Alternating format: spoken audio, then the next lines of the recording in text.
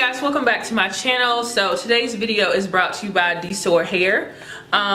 So the wig I'm going to be showing you guys, I've already featured on my channel, so this is kind of the actual review. The first video was a get ready with me, so I didn't really get into like the, you know, any part of the review really. It was just kind of a mention in the video. So I made this wig using curly hair from Dsoar Hair. This is what it looks like. I cut it into a curly bob. And I featured this on my channel in December, I believe. So this wig initially started off like 16 inches and it kind of 16 inches and then the closure, I feel like it was 14 inches. And this doesn't usually happen, but it kind of looked like a mullet, so I just wasn't feeling it. So I decided to cut it to about 12 to 10 inches, or 10 to 12 inches. So I'm gonna go ahead and try this on for you guys and then style it and just show you guys, like, just give you guys a little bit more specs about this hair. So I made this wig using the hot glue gun method. This is a frontal wig. So I sewed on the frontal and then I took a spandex dome cap and glued the tracks onto the spandex dome cap. And I try to get spandex dome caps that are on the larger side, especially with the hot glue gun method. I've had this issue in the past, like a long time ago when I first started making wigs. You start off with, you know, your cap fitting and everything, and once you do the hot glue gun method, your cap shrinks and you can't wear it because it's too small for your head. So I would suggest, first off, getting spandex dome caps that are on the larger side if you have a big head like me, and on the actual mannequin head when you're putting your spandex dome cap. Instead of just putting it on there, stretch it a little bit down the neck so you have some wiggle room and more space to accommodate your head size. So I also put some elastic in this so it would just be more secure on my head and it wouldn't take as much to make the hairline look, you know, to make the lace around the hairline lay flat. So, and I do have on a light brown cap. That was, I just picked up what was next to me. I usually go for a cap that's a little bit darker than this one, and I probably should because I can see it through the lace. But I'll just pull it up and we'll see what we can do.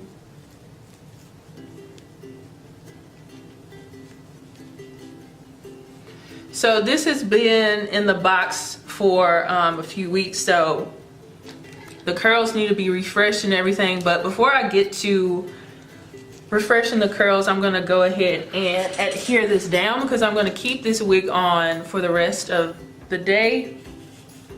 So I'm gonna get this out of my face.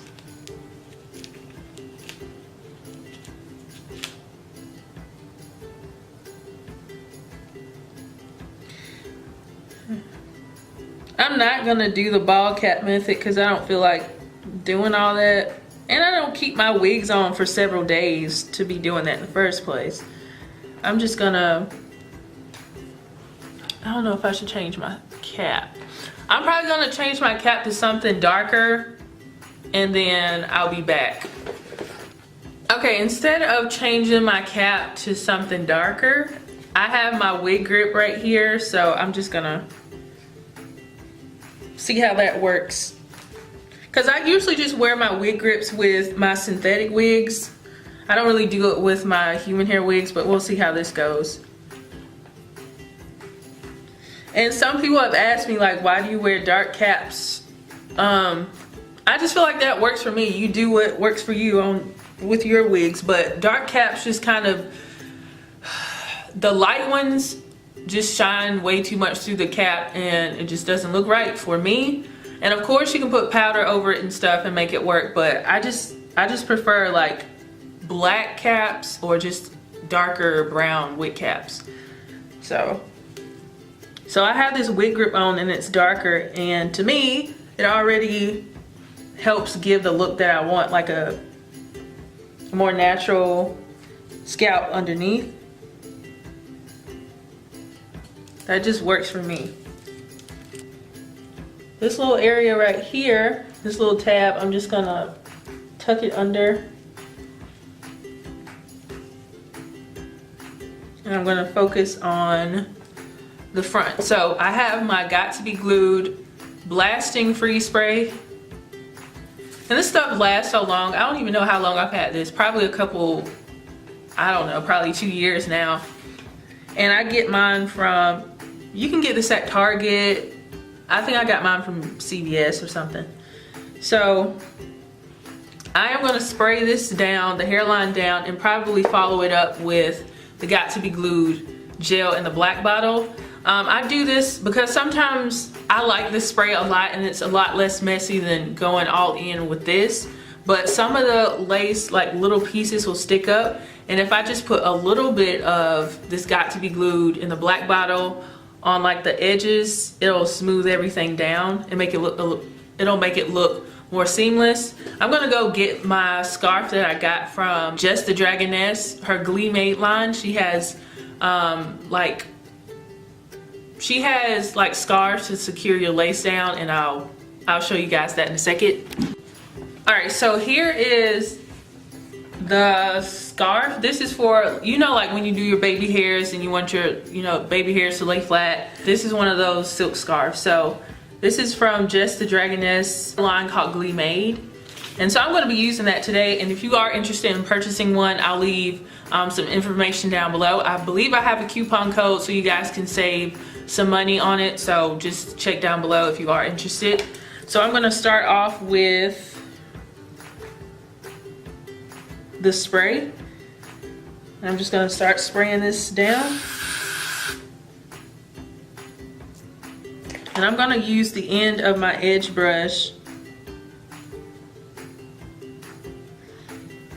and start pressing that lace down, just helping it lay down a little bit more. I'm brushing the baby hairs out the way so they don't get caught.